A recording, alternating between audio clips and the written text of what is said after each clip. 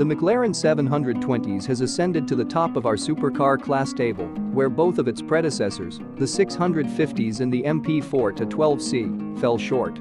There are few more direct or successful ways for automobiles in this segment of the performance car market to demonstrate their superiority than to accelerate faster, lap faster, and stop harder than their competitors. The 720s is capable of all three. In many of the performance standards used by road testers, this 710 bhp supercar is a better match for a current hypercar than one of its mid-engine competitors.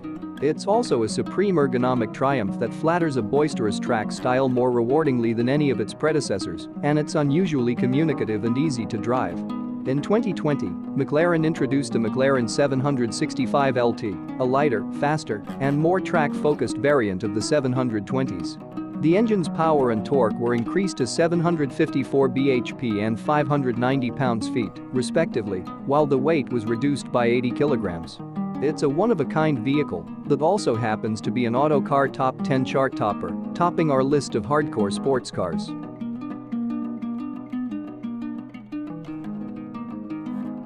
The most powerful road car in Ferrari's history, this is a type of sequel to the LaFerrari hypercar. It's also the car that established the fastest lap time at the Fiorano test track for the company. Oh, and it's a plug-in hybrid that can run on electricity alone for up to 15 miles.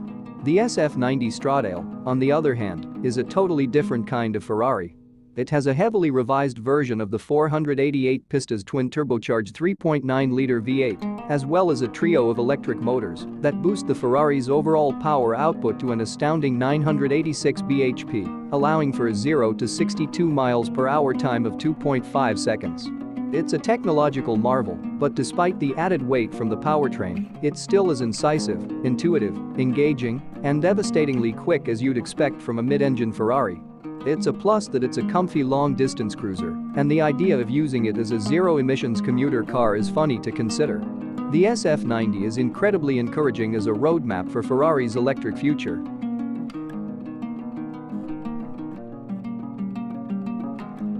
Ferrari claims that the new F8 Tributo is a replacement for the superb 488 GTB, but it's more of a facelift. However, given that it's a facelift that incorporates a lot of updated engineering know-how from the gorgeous track-focused 488 Pista and the 488 Challenge race car, we can probably forgive Ferrari. Anyway, the car's twin-turbocharged V8 now produces 710 horsepower and 568 pound-feet of torque, and it's still as quick as ever. Although it lacks some of the sonic drama of the old 458 Italia's naturally aspirated V8, a new hot tube resonator helps pipe a little more noise into the cabin. Variable boost management also gradually increases torque, making it feel more like a Atmo engine, while also reducing turbo lag. The chassis of the F8 Tributo, on the other hand, is the main attraction. It not only unlocks the engine's incredible performance, but it also gives the car unearthly levels of agility, balance, and handling panache. Without a doubt, this is a fantastic supercar.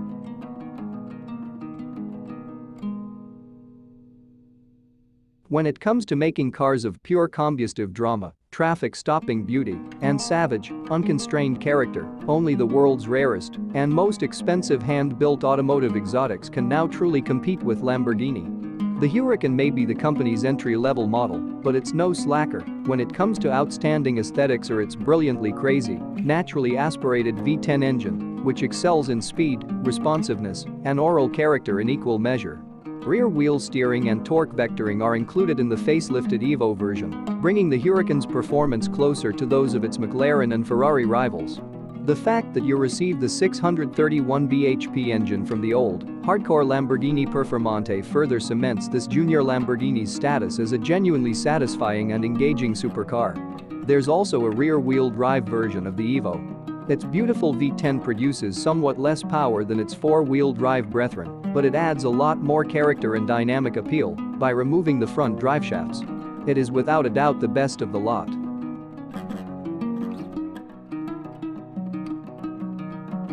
The myth and mythology surrounding the Ford GT, which dates back more than 5 decades to the GT40's series of Le Mans victories, would have given this car a larger-than-life presence in any class and provides it an entirely unique and difficult-to-measure appeal. This third coming of the motoring icon is a cleverly conceived rojoing replica of Ford's World Endurance Championship racer, which was first resurrected in 2005. It boasts a chassis and suspension that are more unusual than virtually any rival, and an engine that is modified from the Ford F-150 pickup truck. It is only available in left-hand drive. Despite its intimidating size, the GT has a surprisingly smooth ride and is polished and easy to park for a car of its class. Its 647 bhp V6 can still fling you down the road with raw motorsport ferocity, even if it doesn't roar like an Italian V12. This is a one-of-a-kind vehicle that doesn't come along very frequently. You won't forget a ride in Sant'Agata's 12-cylinder, mid-engined series production flagship supercar.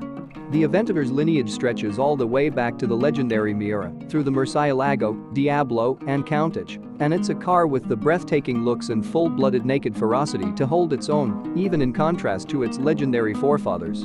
In 2011, it debuted with nearly 700 horsepower and Machiavellian four-wheel drive, and in 2017 it was upgraded to S specification, which added four-wheel steering and even more torque. Now we have the heroic SVJ, which, thanks to an incredible body kit, transforms an already unmissable automobile into the world's greatest attention grabber.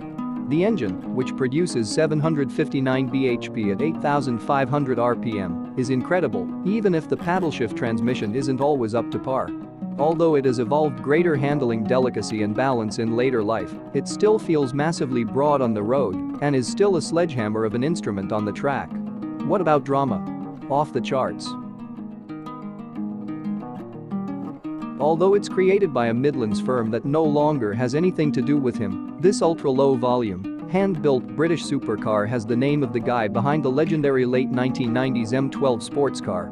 It's still built for specialized tastes that Lee Noble might approve of: lightness and simplicity, the purity of a manual gearbox and rear-wheel drive, no anti-lock brakes or electronic driver aids, and for those who prefer their performance cars raw, direct, and big on pace, excitement, and involvement. Its 650 bhp Yamaha turbocharged V8 was powerful enough when it was released to put it considerably ahead of the ordinary mid-engined exotic in terms of power and torque. It's less of a clear-on-paper winner these days, but the M600 still gets a big burst of acceleration that has to be felt to be believed. Although the car's ergonomic arrangement and cabin quality leave something to be desired, handling is both quite useful and incredibly interactive and customizable with it.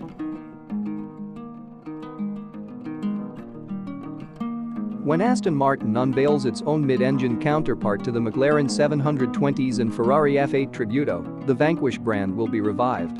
The automobile was revealed in Vanquish Vision concept form at the 2019 Geneva Motor Show, and it is slated to be powered by a Mercedes-AMG hybrid engine. The car will be supported by a new bonded aluminium design. Aston Martin's Gaydon factory is anticipated to begin production in 2022, with pricing expected to be around £250,000 when it finally hits the market.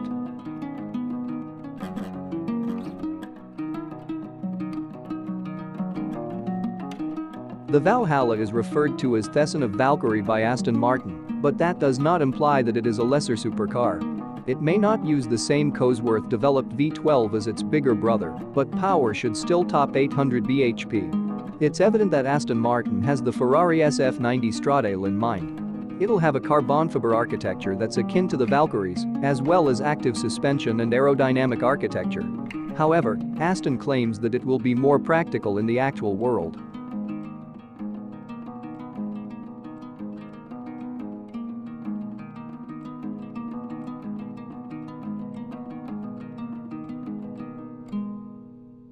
The original BMW M1 supercar has been out of production for 41 years, but it appears that Munich is now getting ready to bring a successor to market. The previously revealed Vision M Next concept will make its public premiere at this year's Frankfurt Motor Show, and BMW has already stated that it intends to deliver on what we promise, implying that the company is seriously contemplating producing the vehicle.